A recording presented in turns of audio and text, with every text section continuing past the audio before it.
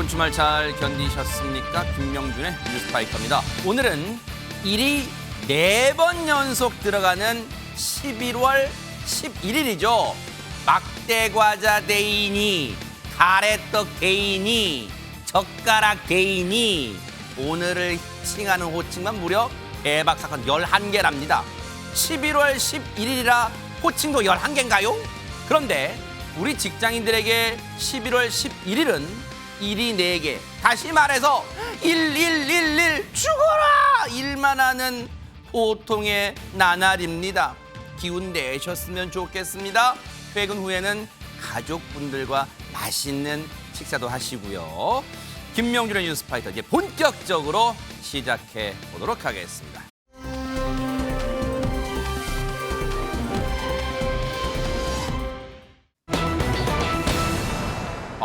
제목을 보니까 뭔가 지금 불길하고 수상쩍은 일이 벌어진 것 같습니다. 하재근 평론가님. 예, 이제 지난 8일에 충남 서산의 한 아파트 인근의 야산 공터에서 어떤 렌터카가 불에 탄 채 발견이 된 거예요. 주민이 발견해서 바로 119로 신고를 했거든요. 네. 8일에 저 차량이 어머나, 발견이 된 겁니다. 저렇게 탄 거예요? 네, 그렇습니다. 8일에 발견이 됐는데 네. 바로 다음 날인 9일에 신고가 또 들어왔거든요. 네, 어떤 신고냐면 네. 저 차량을 운전했던 운전자의 가족들이 그 운전자가 전날 밤에 9시 40분경에 통화를 하고 그 이후로 연락이 닿지 않는다 어머나. 하면서 실종 신고를 한 거예요. 어허. 바로 경찰이 수사에 착수했습니다. 어머나 세상에, 지금 보신 것처럼, 사진 보신 것처럼 차량은 불길에 탔고 해당 운전자는 가족들과 연락이 두절됐고, 허주현 변호사님, 뭔가 막 불길한 예감이 막 드는 거예요, 지금 세상에. 정황상 굉장히 수상하기 때문에 이게 단순한 사고가 아니라 사건이 벌어진 게 아닌가 이런 예감이 들 수밖에 없는 어머나. 상황인데,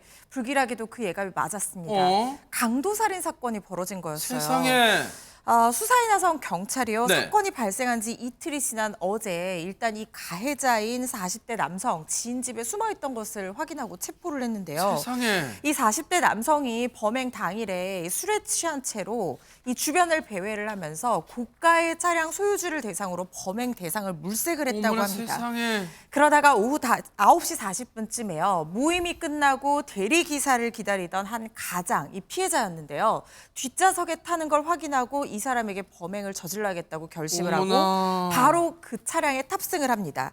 그리고 흉기를 수차례 휘둘려서 불과 10여 분 만에 이 피해 남성을 살해를 했습니다. 세상에. 그뿐만 아니라 오후 10시쯤에는요. 피해자 차량을 타고 다른 곳으로 이동을 했습니다. 인적이 드문 공터와 수로를 이용을 해서 피해자 휴대전화를 버리고요. 인근 수료변에 시신을 유기하기까지 합니다. 어머나 어머나. 그리고 오후 10시 12분쯤 한 아파트 인근 야산 뒤편에 있는 공터에 가서 피해자의 차에 불을 지른 뒤에 도주를 했는데요.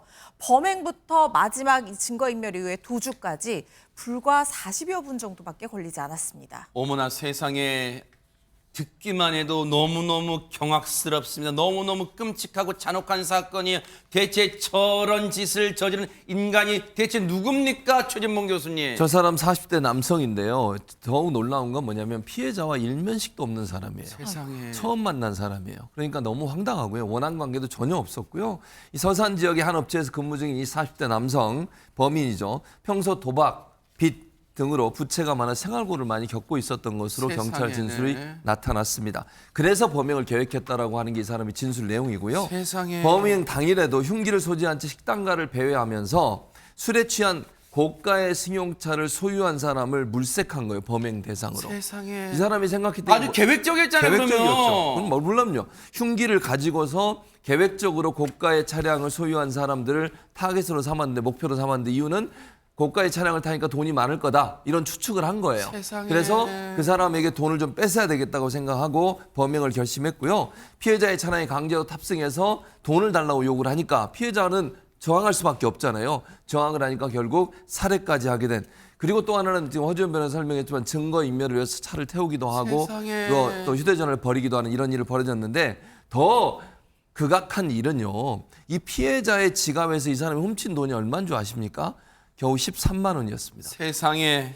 아니, 고작 13만 원 뺏으려고 유인경 평론가님, 사람 목숨을, 이지경으로 사람 목숨을 이렇게 빼앗는 거예요. 그리고 시신도 유기하고 이런 끔찍한 짓을 저지르는 거예요, 진짜? 정말 보고도 믿지 못할 사건인데요. 그런데 이 잔혹한 범죄보다 더 무서운 것이 살인과 방화를 저지른 후에 이 범인이 보여준 태도와 뭔데요? 행동입니다. 공분을 일으키고 있는데요. 범행 후에 피해자로부터 혹시 13만 원 중 일부 금액으로 이 사람이 로또를 샀답니다. 그리고 식욕은 남아 있었는지 태연히 식사를 했고요. 그래서 이거는 이제 경찰에서 진술된 내용인데 경찰은 남은 돈 5만 원을 압수했다고 합니다. 저는 이런 상황에서 로또를 더구나 살인까지 하고 샀다라는 게 정상인의 생각으로는 정말 믿어지지가 않습니다. 아니 최재범 교수님, 예. 남의 목숨을 무참히 살해해서 앗아간 뒤에 그 뺏은 돈 13만 원, 아마 이 인간이 더 많은 돈을 그 피해자가 가지고 있었을 것으로 생각하고 범죄를 저질렀겠지만 어쨌든 이 13만 원 뺏으려고 사람 목숨에 하고 그리고 시신도 유기하고 피해자의 휴대전화 저 멀리 버리고 차량의 증거도 남기지 않으려고 차량도 불태우고 그래놓고 밥이 넘어가요? 밥이 넘어가. 이게 사람이 이거 사람이 진짜. 아니죠. 사람이라면 그렇게 할 수가 없어요. 어떻게 다른 사람의 목숨을 빼앗고 밥을 먹을 수가 있습니까? 밥이 넘어가겠어요. 불안에 떨어야 정상 아닙니까? 불안에 떨기는커녕 태연하게 로또도 사고 자기 일상을 이어가고 있는 거잖아요. 저 사람한테 있어서 그 살인 행위가 전혀 생활에 지장이 주지 않은 태도로 보여져요. 얼마나 극악하면 그런 행동을 하겠습니까? 일반적으로 누구 한 사람 다치게만 해도 미안하고 그 미안함 때문에 밥이 안 넘어가고 그 사람 괜찮은지 늘 걱정하고 이게 사람의 인지상정 아니겠습니까? 근데 저 사람 태도를 보세요. 저 태도를 갖고 한 사람이라면 저 사람이 정상적인 사고방식을 갖고 있는 사람을 보기가 어려워요. 얼마나 극악한지 다른 사람의 생명을 빼앗고도 저렇게 태연하게 로또 사서 자기가 행운의 대상이 될 걸 기대하고 밥을 먹으면서 본인의 일상을 이어가고 있었다? 도저히 상상할 수 없는 그런 태도를 보였다고 보여집니다. 박성배 변호사님, 이런 장면을, 이런 상황을 우리가 범죄 영화를 통해서 접하더라도 그 보시는 관객분들이 몸서리치고 경악스러워 할 건데 이게 실제로 일어났어요. 어떻게 이런 짓을 할 수가 있어? 사람 인두껍을 쓰고 진짜. 이 사건 피의자가 피해자 차량에 탑승한 뒤에 살해하고 시신을 유기하고 차량 방어까지 모든 일련의 행위를 마무리하기까지 약 30분 남짓이 걸렸다고 합니다. 어머나 세상에. 그야말로 일사천리 일을 진행해 온 것인데 경찰은 이 피의자에 대해서 강도 살인, 사체 유기, 방화 등 혐의로 오늘 중 구속영장을 신청할 방침입니다. 영장 발부 가능성은 매우 높고 식당가를 돌아다니다가 좋아 보이는 차에 탑승해서 흉기로 위협해 돈을 빼앗으려 하고 응하지 않으면 살해한다. 전통적인 범죄 유형인데 아직도 대한민국에서 이런 유형의 범죄가 일어나고 있습니다. 강도살인은 사형 또는 무기징역에 처합니다. 이 사건은 이른바 사유형 중대범죄 결합살인에다 계획적인 범행으로 못 볼 바 아니고 잔혹한 범행 수법에 사체 유기, 나아가서 방화까지 저질러서 이 징역 25년 이상, 무기징역도 선고 가능한 사안입니다. 아니 박성배 변호사님, 물론 저런 몹쓸 인간의 신상, 얼굴을 공개한다고 해서 피해자, 즉 죽은 피해자가 다시 살아올 수 있는 건 아니겠지만 유족분들의 이 응어리진 마음을 조금이나, 이 원통함을 조금이나마 덜어드리기 위해서라도 저 몹쓸 인간 신상 공개할 수는 없는 거, 대체 어떻게 생긴 인간인지 좀 봐야 되는 거 아니에요 진짜? 사실 신상 정보 공개 여러 가지 요건들이 구비되어 있는데 실질적으로 신상 공개를 하는 이유는 유사한 범행 재범을 막고 국민의 알 권리를 충족하기 위함입니다. 물론 경험상 내지는 실증상 신상정보 공개 이전과 신상정보 공개 이후에 관련 범죄가 줄어들었는지 입증할 만한 자료는 없습니다. 그래도 적어도 우리 국민 일반에 이와 같은 범행이 지금도 이루어지고 있고 이와 같은 범행을 저질렀을 때 이 정도 조치뿐만 아니라 신상정보 공개도 이루어진다는 위하 효과는 충분히 있어 보입니다. 이 사안도 상당히 놀랍고도 끔찍한 범행인 만큼 충분히 경찰에서 신상정보 공개 심의의 그 대상에 올려볼 만한 사안으로 보여집니다. 천인 공노할 짓을 저지른 이 인간, 정말 법의 최고형이 내려지기를 진심으로 기대해 보도록 하겠습니다.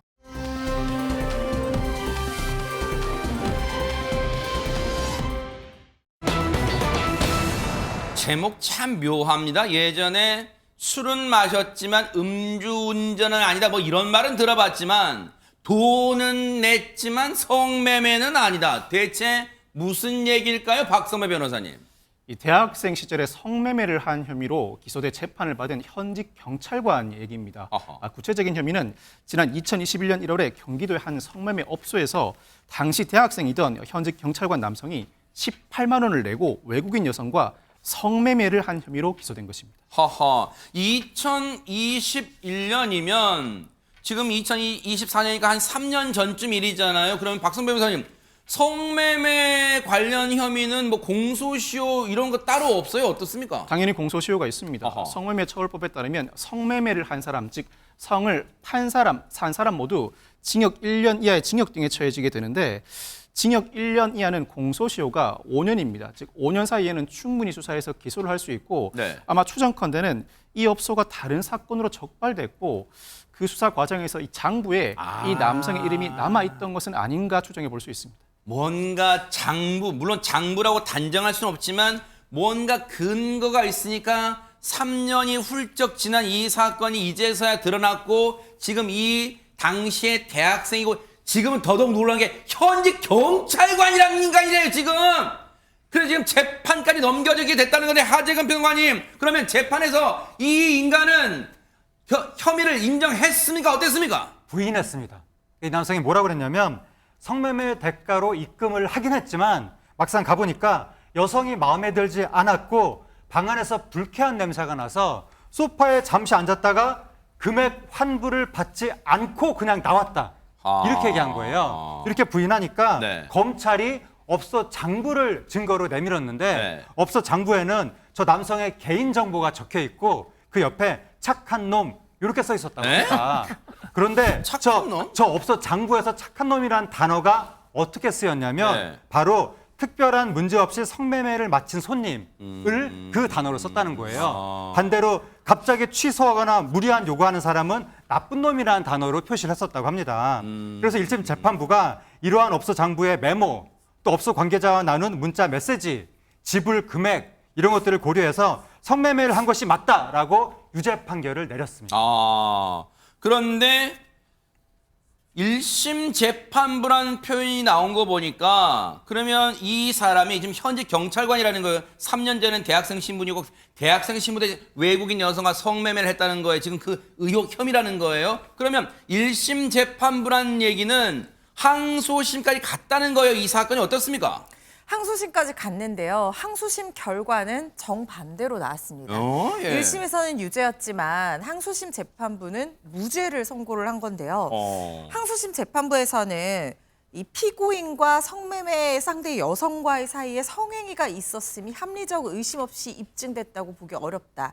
그러니까 이 형사처벌을 하려면 합리적 의심 없이 증거로 입증이 돼야 되고 이게 입증이 되지 않고 의심스러울 때는 피고인의 이익으로 판단을 하도록 되어 있거든요. 네.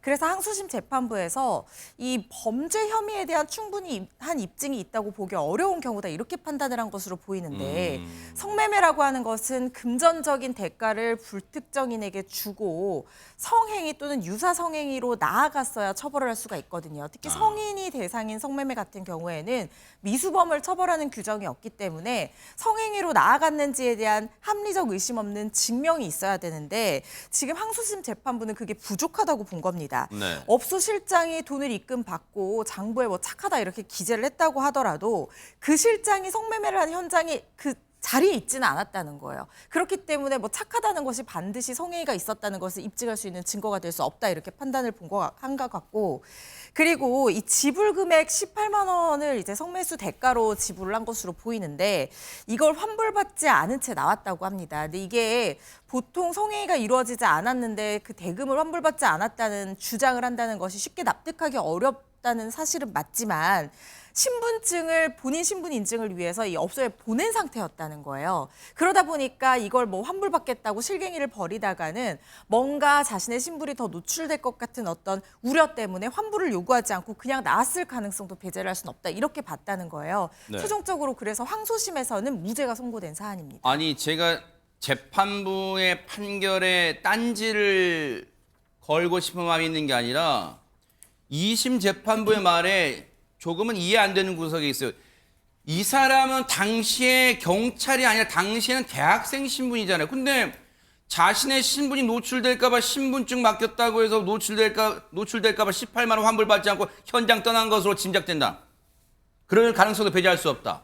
근데 보세요. 자, 뭐 그렇게 판단했다 쳐요. 그런데 애초에 이게 기소될 때, 검찰 기소할 때 박성배 변호사 경찰 출신이시니까 제가 여쭤볼게요. 애초에 검찰이 기소할 때는 2021년 1월, 이 3년 거의 4일 다 돼가요. 2021년 1월이니까 경기도 한 성매매 업소에서 당시 대학생이던 남성, 현재 경찰관이라는 거예요 지금. 18만 원을 내고 외국인 여성과 성매매한 혐의로 기소했다. 자 보세요. 외국인 여성과 그냥 일반 여성을 표현한 것도 아니고 외국인 여성과 성매매 혐의로 기소를 했어요. 그럼 보세요. 당시에 그 업소 실장이 박성배 변호사님 현장에 떠나서 성매매가 실제 이루어졌는지는 확인할 수 없다 치지만 그러면 당시에 외국인 여성이라 특징했으니까 그 여성에게 재판부나 검찰 수사 과정에서 확인해 봤을 거 아니에요. 대조 이 남성과 해당 남성과 성매매가 이루어졌는지 그런 걸 안 따져봤을까요? 제가 판단하기에는 그 외국인 성매매 여성을 직접 조사는 못한 것 같습니다. 만약 직접 조사를 했다면 그와 같은 사정이 1심 판결문이나 2심 판결문에 그대로 드러났어야 합니다. 네. 그럼에도 불구하고 통상 성매매 사건으로 적발되게 되면 구체적인 성매매 행위의 상대방인 성매매 여성에 대한 조사는 이루어지지 않고도 기소돼 처벌받는 성매매 남성이 상당히 많습니다. 그 이유가 그 업소에서 일을 하다가도 떠나는 경우가 상당히 많고 그 소재를 발견하지 못하거나 수사 불협조에 따라서 성매매 여성을 직접 조사하지 않는 경우가 상당히 많습니다. 그럼에도 불구하고 유죄 판결 선고가 거의 대부분 이루어지는데 이 사건의 경우에도 1심 재판부가 판시하듯이 이 남성이 업소 관계자와 나눈 문자 메시지가 남아있다. 그 문자 메시지 내역상 성매매가 상당히 의심될 뿐만 아니라 금액을 지불했다. 그렇다면 그 이후에 자신이 그 자리에서 나온 이후에 이 성매매를 취소해달라거나 환불 요청을 하지 않은 것 자체는 상당히 이례적이긴 합니다. 2심 재판부의 판시 내용을 굳이 따져보자면 신분이 노출된 상태라 부담을 느꼈다. 그 당시에는 대학생 신분이었죠. 아마 변론 과정에서 당시에는 대학생이었지만 경찰을 비롯한 공무원 시험 준비를 하고 있는 상황이었기 때문에 내 신분이 노출되어서는 안 되는 상황이었다는 취지의 진술을 했던 것 같습니다. 이 주장을 받아들였던 것인데 아마 추정컨대 이 사건이 불과 1년 전 사건, 비교적 최근 사건이었다면 재판부가 이 주장을 받아들이지 않았을 것입니다. 그런데 3년 전, 4년 전 사건의 경우에는 성매매 사건뿐만 아니라 어떤 사건이든 지나치게 오래전 사건은 그 사건이 시간이 경과됨으로 인해 당사자 지위의 안정을 보장해야 한다는 인식이 아직까지도 법원에 남아 있습니다. 당사자의 주장을 일부 받아들이면서 지나치게 오래된 사건, 물증도 충분하지 않고 이 정도 시간 소요된 동안 수사가 이루어지지 않았다면 굳이 이 피의자를 처벌해야겠는가라는 문제의식이 2심 재판부에 있었던 것 같은데 그렇지만 성매매 여성과의 직접적인 조사가 없었다고 하더라도 관련 정황상 유죄를 선고해도 무리는 없는 판결인 만큼 대법원에서 다른 판단이 나올 가능성도 배제하지 못합니다. 대법원은 갈증 볼게요. 근데 최재문 교수님, 자 2심에서 뒤집혀서 무죄가 나왔어요. 재판부의 판단 존중해 볼게요. 그러면 이 남성도 무죄니까 지금 목소리 높일 수 있어요. 이 해당 남성도. 그렇지만 현재 경찰관이라면서요. 그리고 4년 전쯤에 대학생 신분으로 성매매라는 불법 행위를 하려고 했잖아요. 자, 무죄니까 하진 않았더라도, 즉 미수에 그쳤다 하더라도 성행위를 하려다가 아이쿠 냄새가 나서 불쾌해서 나왔다. 그게 이유였고 18만 원 지불했지만 내 신분이 드러날까 봐 받지 않고 나왔다. 그러면 그때 당시 본인 판단도 그래 자기가 공무원 시험, 즉 경찰 공무원 시험을 준비하고 있는 마당에 이게 알려지면 진짜로 이 더 후환이 들어올까 봐 그런 생각에서인지는 모르겠지만 그것도 추정입니다. 어쨌든 당시 자기 행동이 부적절하다는 걸 인식했다는 거 아니야? 인지했다는 거 아니야? 근데 지금 경찰이에요.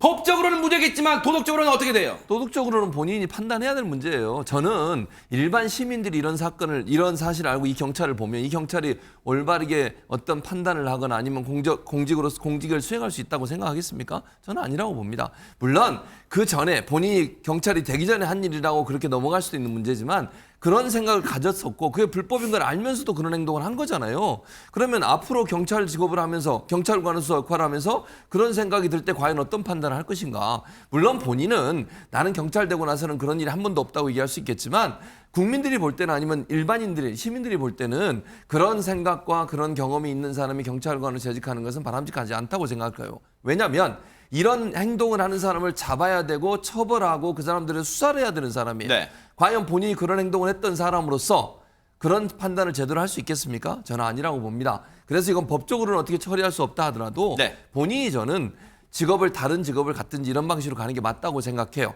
다른 직업도 아니고 경찰관의 업무를 하는 사람이 이런 예전의 경험이 있었다고 하는 것은 일반 시민의 관점에서는 대단히 부적절하다고 느낄 가능성이 높다고 생각합니다. 그래서 우리는 법적 책임이란 단어 말고도 도의적 책임이란 단어가 있지 않나 그런 생각을 해봅니다. 앞으로 어떻게 될지는 좀 지켜보도록 하겠습니다.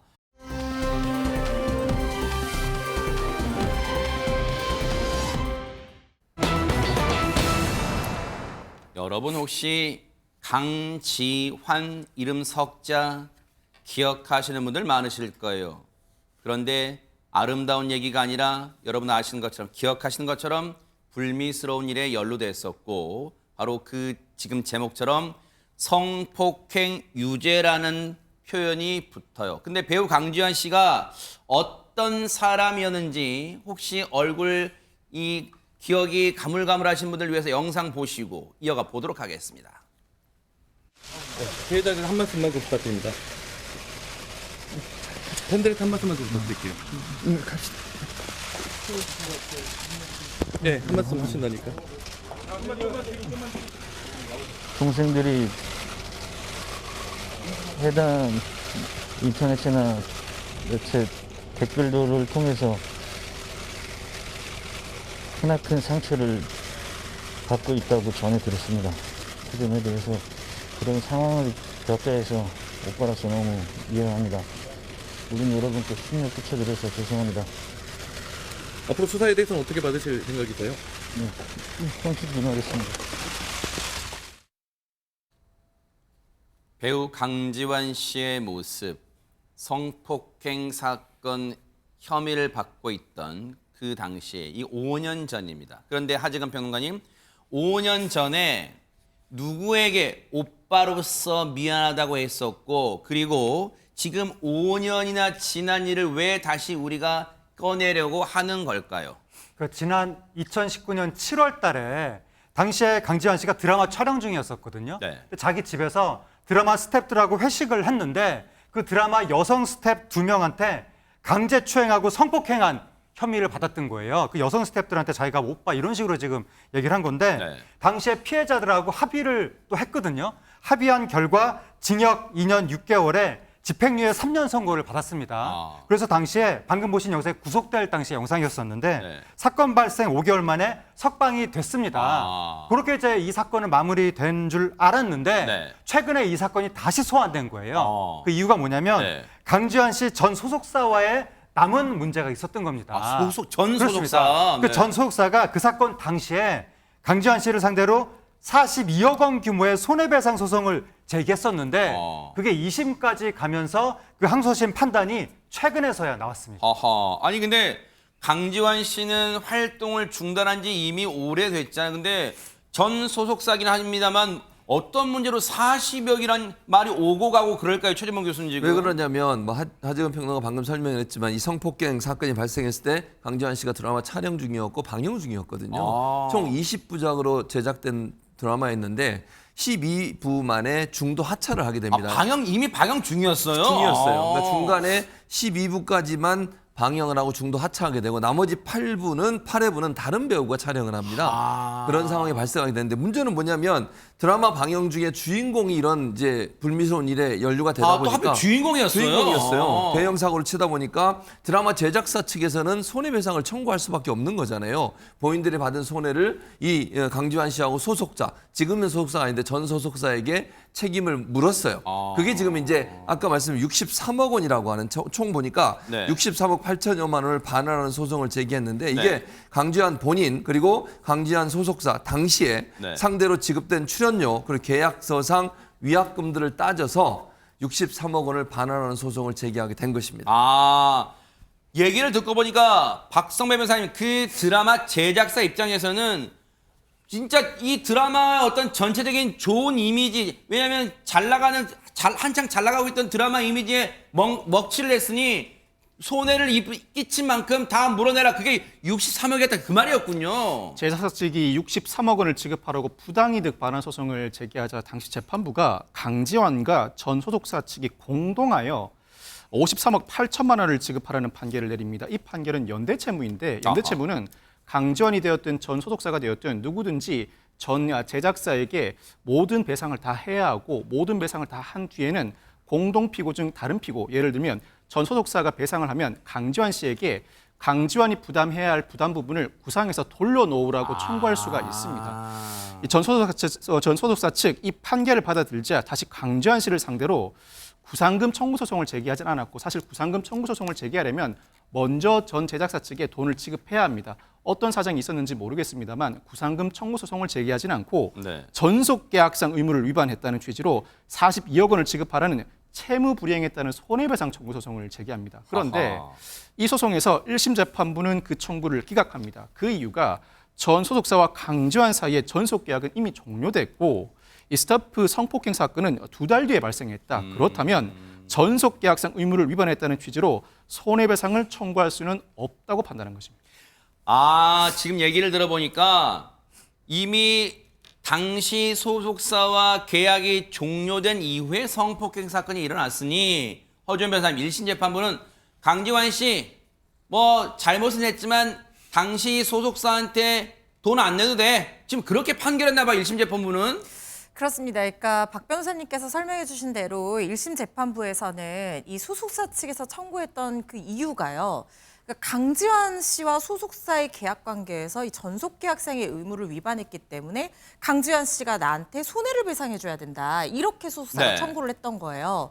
그런데 1심 재판부에서는 아니 계약 기간이 끝난 상태에서 이렇게 범행을 저질렀는데 그러면은 계약상의 의무 위반은 아니지 않느냐 이렇게 판단을 한 겁니다. 그런데 항소심에서 소속사가 전략을 약간 바꾸었습니다. 그러니까 드라마 제작사와의 관계가 또 있다는 거예요. 그러니까 드라마 제작사에서 강지환 씨 소속사와 계약을 했을 때는 이런 일이 생기지 않도록 계약을 했을 거 아닙니까? 네네. 그리고 혹시 이런 일이 생긴다고 하면 강지환 씨와 강지환 씨 소속사가 연대해서 드라마 제작사의 손해를 배상해줘야 된다는 그 출연 계약을 맺었는데 그런데 강지환 씨가 이런 무리를 빚어서 이 소속사에서 배상한 돈이 있다는 거예요. 제작사에. 그렇다면 우리 같이 책임지기로 했으니까 강지환 씨도 나한테 그 돈에 대해서 줘야 된다. 이게 구상금이라는 거거든요. 그러니까 내가 제작사에 준 돈을 강지환 씨에게 다시 청구를 하는 청구 취지와 원인을 추가적으로 변경을 한 상태로 보입니다. 그래서 항소심 재판부에서는 이거는 맞다. 왜냐하면 그 당시 출연 계약사의 강지환 씨와 소속사가 같이 손해를 배상하도록 드라마 제작사의 손해를 배상하도록 하는 조항이 있고 특히 강지환 씨의 수입에서 그 비용을 우선적으로 공제할 수 있도록 하는 내용까지 있었기 때문에 이 부분 소속사의 주장이 맞다라고 봐서 이 소속사가 배상한 돈을 강지환 씨가 부담해야 되는 것이 맞다라고 해서 결국에는 이 34억 8천여만 원을 배상하라 이렇게 판단이 내려진 겁니다. 2심은 1심과는 반대로 전 소속사 손을 들어준 거예요. 35억 가까운 돈을 지금 강지환 씨가 물어내라. 그러면 박성배 변호사님 이 거금을 혹시 뭐 50년 분할 납부 뭐 할 수 있는 거 이거 어떻게 내야 되는 거 이거는? 그렇지 않습니다. 2심 재판부가 약 34억 원을 지급하라는 판결 일부 인용을 한 이상 전 소속사는 강지환 씨를 상대로 바로 강제 집행에 착수할 수 있습니다. 민사 판결이 확정되지 않아도 하급심에서 승소 판결만 받아도 바로 가집행 문구에 대해서 강제 집행을 진행할 수 있는데 바로 전 소속사는 강지환 씨가 소유한 부동산 등 재산 일체에 대해서 바로 강제 집행에 착수할 수 있고 만에 하나 대법원에서 이 판결이 뒤집힌다면 강제 집행에서 받은 돈을 돌려놓으면 그만입니다. 특히 이 사건의 경우에는 제작사가 원고인 소송에서 강지환 씨와 소속사 측이 패소한 판결이 그대로 확정됐고 강지환 씨가 소속사 사이에 그 계약 해석상 강지환 씨가 자신의 귀책 사유로 발생한 일에 대해서는 직접 책임을 져야 하는 게 맞아 보입니다. 그렇다면 2심 판결 구상금 청구했다는 판결은 대법원에서 뒤집힐 가능성도 낮아서 전 소속사는 바로 강제 집행에 착수할 수도 있고 이 강제 집행에서 받은 돈을 다시 돌려놓아야 할 필요도 없어 보입니다. 어쨌든 한 번의 그 엄청난 잘못과 범죄가 돌이킬 수 없는 또 금전적 손해까지 이어질지 한번 지켜보도록 하겠습니다.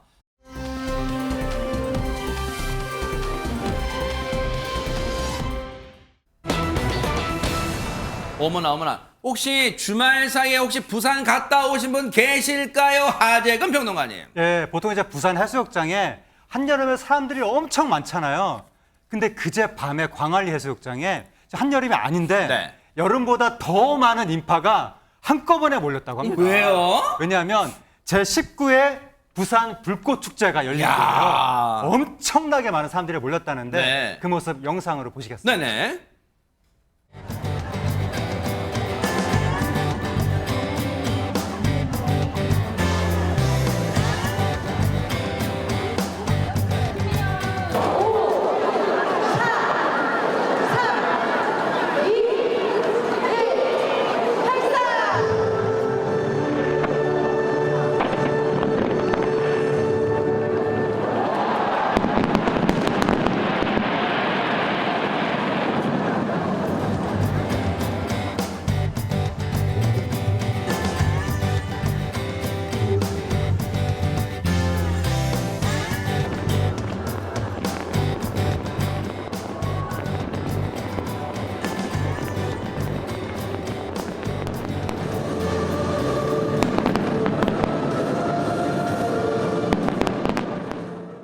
야, 가보지는 못했지만 그냥 눈으로 호강했네요. 진짜 유인경 평론가님 대박 사건 진짜 멋집니다. 불꽃축제. 부산말로 억수로 사람들이 억수로, 모였고요. 네. 네. 굉장히 좋았습니다. 저 부산에 친척들이 많이 있어서 아. 직접 찍은 사진을 보내주기도 했는데 네. 그 19회 부산 어머, 불꽃축제 사람 진짜 많네요. 대박 네. 사건. 1시간 동안에요. 8만 발의 불꽃이 쏘아 와. 올라졌어요. 엄청난 규모였고요. 네. 정말 밤바다를 화려하게 수놓았다라는 표현이 딱 맞는 거였고요. 네. 얼마나 많은 분이 모였냐면 103만 명. 야. 예, 내외국인이 다 몰렸고요. 네. 작년보다 26만 명이 증가한 숫자라고 합니다. 올해는요, 부산 글로벌 허브 도시 도약을 주제로 해서 예년보다 더 화려하게 축제를 진행했는데요.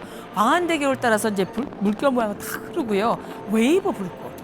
정말 멋지지 않습니까?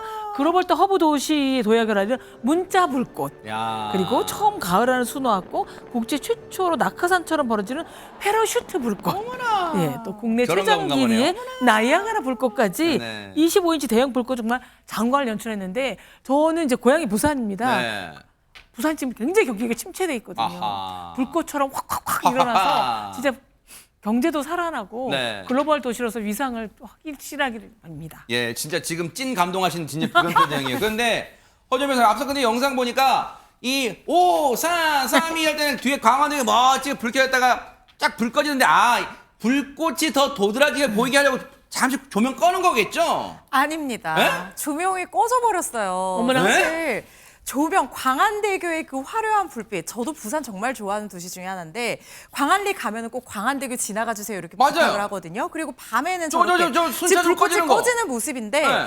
이 광안대교에서 이 켜진 불을 배경으로 불꽃이 화려하게 터지는 모습이 사실상 부산 불꽃 축제의 상징적이고 멋진 장면 중에 근데 하나거든요. 왜 껐어요, 이번엔? 이번에 사고로 인해서 이 조명이 꺼져버렸습니다. 사고요? 그렇습니다. 이 사실 서울 불꽃 축제 저거는 작년의 모습인데요. 부산 왼쪽은 불꽃축제, 부산. 작년이고 네네. 그렇습니다. 왼쪽에는 작년 광안리 불꽃 축제 모습이고 오른쪽이 올해인데 작년에는 광안대교의 불이 화려하게 꺼져서 더 진짜네요. 왼쪽 켜졌네, 멋졌는데 네네. 오른쪽에 보면은 올해는 광안대교의 불이 켜지지를 않았어요. 네. 사실 서울 불꽃축제와 부산 불꽃축제 가장 큰 차이점이 광안대교의 멋진 조명을 배경으로 불꽃이 터지는 모습인데 굉장히 아쉬웠는데요. 이 카운트다운 시작할 때만 해도 이 조명이 켜져 있었는데 갑작스럽게 조명이 꺼지면서 행사 시작 자체가 10분가량 지연이 됐습니다. 어허. 그런데 이 고쳐지를 않았던 거예요. 재개된 이후에도 1시간 동안 진행된 불꽃축제에서 광안대교의 조명이 켜진 모습은 찾아볼 수가 없었습니다.